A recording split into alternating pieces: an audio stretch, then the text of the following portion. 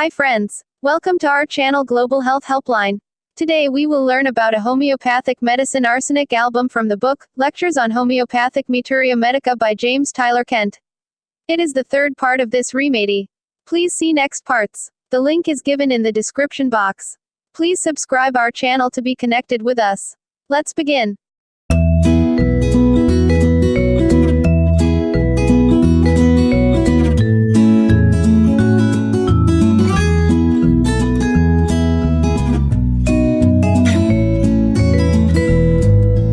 Periodicity. In the head-ascess have a striking general feature of arsenicum, brought out in their periodicity.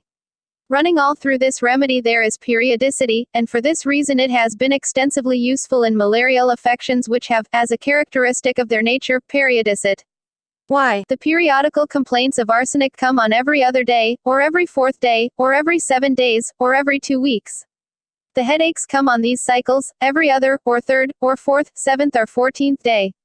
The more chronic the complaint is, the longer is its cycle, so that we will find the more acute and sharp troubles in which arsenic is suitable will have every other day aggravations and every fourth day aggravations, but, as the trouble becomes chronic and deep-seated, it takes on the 7th day aggravation, and in the soric manifestations of a long, lingering and deep-seated kind there is a 14th day aggravation. This appearing in cycles is common to a good many remedies but is especially marked in China and arsenic. These two remedies are similar to each other in many respects, and they are quite similar in their general nature to the manifestations that often occur in malaria. It is true, however, that arsenic is more frequently indicated than China. In every epidemic of malarial fever that I have gone through I have found arsenicum symptoms more common than those of China. These headaches bring out the interesting point that we mentioned above.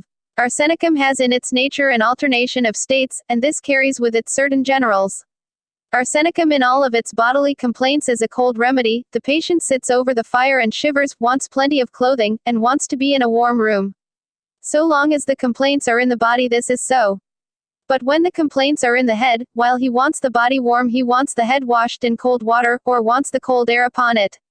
The complaints of the head must conform to the generals that apply to the head, and the complaints of the body must be associated with the generals that apply to the body. It is a difficult thing to say which one of these two circumstances is most general, and it is sometimes difficult to say which one is the general of the patient himself, because he confuses you by saying, "I am worse in the cold," but when his headache is on he says, "I am better in the cold, I want to be in the cold." It is really only the head, and you have to single these out and study them by the parts affected. When things are so striking you must examine into it to see what it is that brings about modality. You will see a similar state running through phosphorus. The complaints of the stomach and head are better from cold, i.e., he wants cold applications upon the head with head sufferings, and wants cold things in the stomach with stomach complaints, but in all the complaints of the body be as ameliorated from heat. If he steps out into the cool air, he will commence to cough, if he have a chest trouble. So we see that the modalities that belong to the part affected must always be taken into account. For instance, you have a patient suffering from neuralgia or rheumatic affections and these same pains extend to the head, then he wants the head wrapped up because they are ameliorated from heat. But when it comes to cases of congestive conditions of the head, he then is better with his head very cold.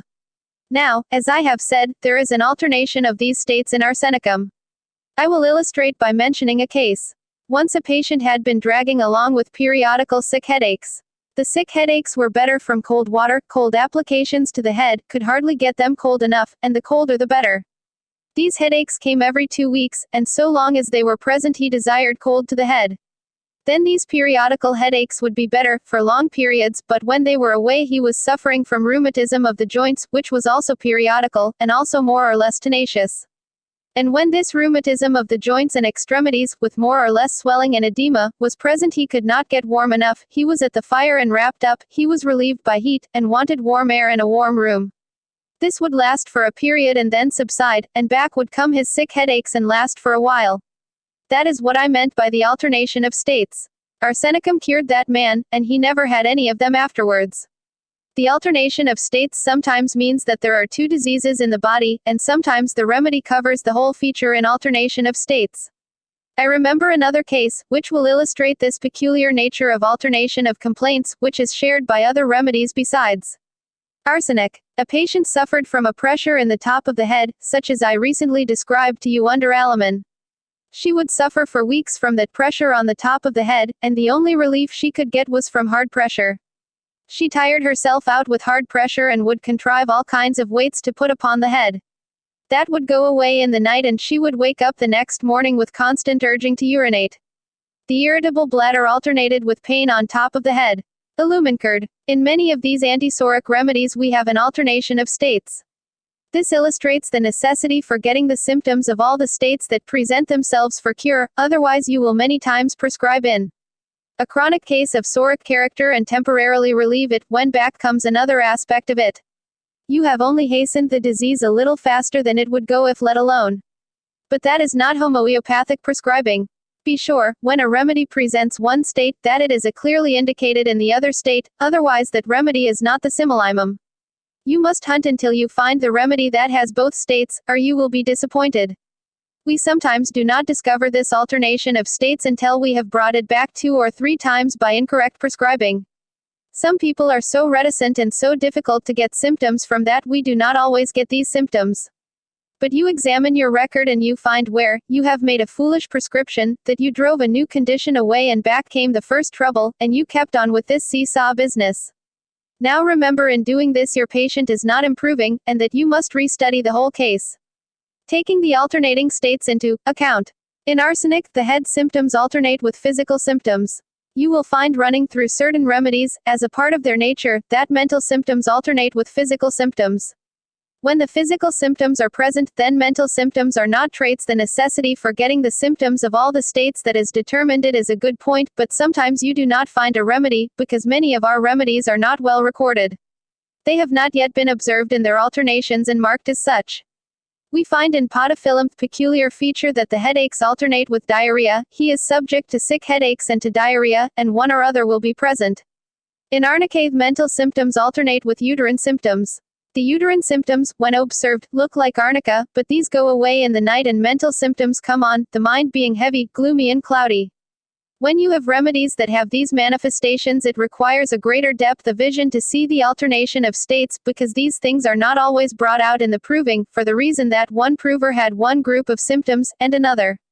Yet a remedy that is capable of bringing out the 2 groups of symptoms is sufficient to cure this alternation of states.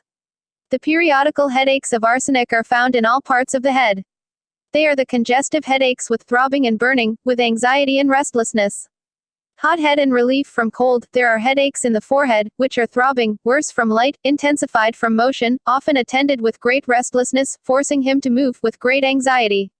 Most of the headaches are attended with nausea and vomiting. The sick headaches are of the worst sort, especially those that come every 2 weeks. In some of these old, broken-down constitutions you will find he is cold, pallid, sickly. He is always chilly and freezing except when the headache is on, and it is better from cold, the face much wrinkled, great anxiety and no desire for water. Remember that it was said in the acute state of arsenic there is thirst for little and often, dry mouth and desire for water enough to moisten the lips, but in the chronic states of arsenic he is generally thirstless. Headaches. There are headaches on one side of the head involving the scalp, one half of the head, worse from motion, better from cold washing, better from walking in the cold air, though very often the jar or steppy. Ing starts up a feeling as of a wave of pain, shaking, vibration or looseness in the brain. Such are the sensations and these are conditions of pulsation. Then there are dreadful occipital headaches, so severe that the patient feels stunned or dazed. They come on after midnight, from excitement, from exertion. They come on from becoming heated in walking, which produces determination of blood to the head. Nat-mur is a medicine, analogous to this in its periodicity and in many of its complaints. It has congestive headaches from walking and becoming heated, especially from walking in the sun. The arsenicum headaches are generally worse from light and noise, better from lying down in a dark room, lying with the head on 2 pillows. Many of the headaches commence in the afternoon from 1 to 3 o'clock, after the noon meal, grow worse into the afternoon, lasting all night. They are often attended with great pallor, nausea, prostration, deathly weakness. The pain is paroxysmal. Violent head pain during the chill of an intermittent fever, headache as if the skull would burst during an intermittent fever. Arsenicum has this head pain of a congestive character in intermittent fever, as if the head would burst. A peculiar feature of the thirst is that there is no thirst during the chill except for hot drinks. During the heat there is thirst little and often for water enough to moisten the mouth, which is almost no thirst, and during the sweat there is thirst for large drinks. Thirst begins with the beginning of the heat and increases as the dryness of the mouth. He desires only to moisten the mouth until he breaks out in a sweat, and then the thirst becomes a desire for large quantities very often, and the more he sweats the more desire he has for water. The headache is during the chill, it increases, so that it becomes a congestive, throbbing headache during the chill and heat. This grows better towards the end of the heat as the sweat breaks out, it is ameliorated by the sweat. In chronic headaches, congestive headaches and malarial complaints, a tendency to shrivel is observed upon the skin, a prematurely old, wrinkled appearance of the skin comes on. The mucous membrane of the lips and mouth often shrivels and becomes wrinkled. This is also found in the diphtheritic membrane of the throat as a peculiar feature of arsenic, and belongs, as far as I know, to no other remedy. The exudation in the throat is leathery looking and shriveled. A shriveled membrane is not a sure indication for arsenic, but when arsenic is indicated you would be likely to find this kind of membrane. Such cases as are very malignant in character, very offensive, putrid, those with a gangrenous odor. At times the head is in constant motion when there are complaints in the body, because parts of the body are too sore to be moved, then the motion of the head comes on because of restlessness and uneasiness, and he keeps it in motion even though it does not ameliorate. The face and head are subject to edema, dropsy of the scalp and erysipelatous inflammation of the face and head. The scalp pits upon pressure and there is a little crepitation under it from pressure. The scalp is subject to eruptions and is very sensitive. So sensitive is the scalp that the hair cannot be combed. It seems as if the touch of the comb or brush when rubbing over the scalp went into the brain. Sensitiveness is a feature of arsenic, sensitiveness to smell and touch. Oversensitiveness of all the senses. A peculiar feature that perhaps I have not brought out is the oversensitiveness to the circumstances and surroundings of the room. The arsenicum patient is an extremely fastidious patient. Herring once described him as the gold-headed cane patient. If this is carried out in a woman who is sick in bed, she is in great distress if every picture on the wall does not hang perfectly straight. Those who are sensitive to disorder and confusion and the disturbed and made worse until everything is placed in order have a morbid fastidiousness which has its similimum in arsenic. Please subscribe.